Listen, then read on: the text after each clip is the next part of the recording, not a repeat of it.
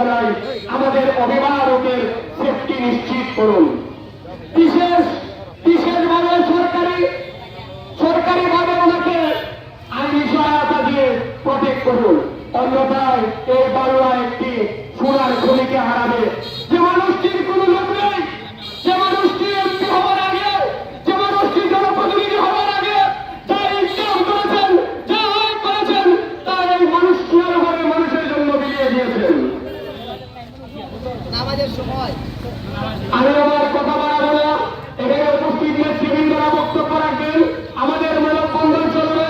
আমি চুনারগড়ের সকল মানুষকে বিনীতভাবে অনুরোধ জানাচ্ছি এই মানববন্ধনে অংশগ্রহণ করবার জন্য।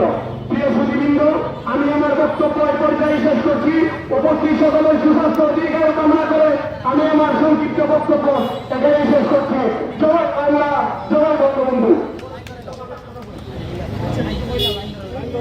আমরা সবাই লাইন ধরে যাই, এদিক দিয়ে মানববন্ধনের মতো লাইন ধরে যাই।